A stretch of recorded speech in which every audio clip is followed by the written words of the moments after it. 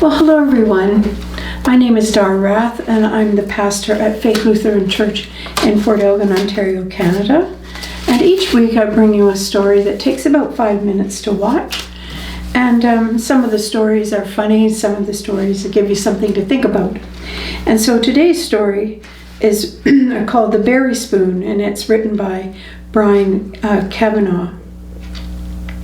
And it's in a book called Flowers in the Wind by Robert Coos. It was late evening in a hospital room. A nurse brought in the nightly medications for an elderly woman who had been given only 2 months to live, just 60 days. As the nurse approached the bed, the patient forcefully said, "I'll never forgive my brother. I told him I would never forgive him, and I meant it." Once the nurse invited the elderly woman to share her feelings. The patient told her how her brother had just visited her that day. Her brother accused her of taking more than her share of the family heirlooms following their mother's death more than 40 years ago. The brother had listed many items that he felt should have been his and ended with the berry spoon. He said, "I want the berry spoon." He had kept these feelings hidden for the 40 years since his mother's death, and now he finally erupted.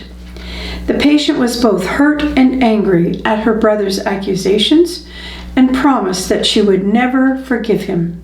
She told the nurse, "It's my berry spoon. Mother gave it to me. He's wrong, and I won't forgive him." The nurse looked down at the terminally ill patient and reflected. She saw a woman with only 60 days to live. Soon she would face eternity and never again see her brother in this life. And now they were estranged over, of all things, a spoon, a berry spoon. As the nurse returned to the nurse's station, she asked herself, how many berry spoons are there in my life?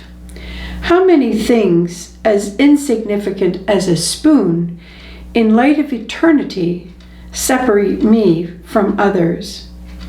How does refusal to forgive keep me separated from my family? How many berry spoons are there in my life? She asked. Forgiveness is a family value, a very critical and crucial one. Unfortunately, many people ignore it. They are too in love with harboring grudges and carrying around resentments.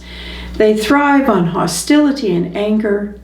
They are blind to the cancer of the soul they deliberately nourish.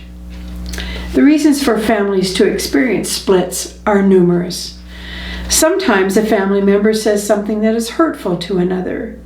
Instead of ignoring the harmful words, a family member might take them to heart and vow never to forget and never to forgive. Or parents might treat their children differently. They may favor one child over another. In the popular sitcom Everybody Loves Raymond, for example, we see the matriarch of the family, Marie Baroni, always treating her son Raymond better than her other son, Robert. Or sometimes family members can be jealous of the other family member. Because of jealousy, they break off family ties. Sometimes the estrangement can occur over religion, or parents, for example, might be angry that their children are not following the religious path that they taught as children. This can cause problems between siblings also. Sometimes family fractures can occur because of harmful things done to a child in childhood. As the child becomes an adult, he or she vows to never forgive the hurt the parent did to them as children. Sometimes the problem is materialism. That is what happened in the beginning story. Imagine that, so loving material things that you are willing to shut out your sibling for the rest of your life. As we continue our life journey this week, let's take some time to look at our own families, however we define family. Are there any berry spoons blocking harmony and love? Is there anyone I need to forgive? I remember when I worked at the Cancer Center in Hamilton, Dr. Kubler-Ross came to do workshops with us. And she said that we need to take care of business. Those were her words of wisdom for us as we go forward in our life. And we didn't understand what she meant when she said take care of business.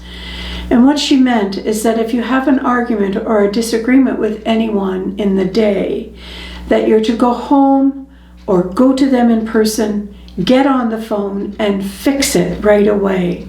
Apologize or sort it out. She said that so often people are in their dying days wishing they had forgiven or had made a connection to apologize to someone. So that's a wonderful and important message for us today. So thanks so much for taking 5, and blessings on your day.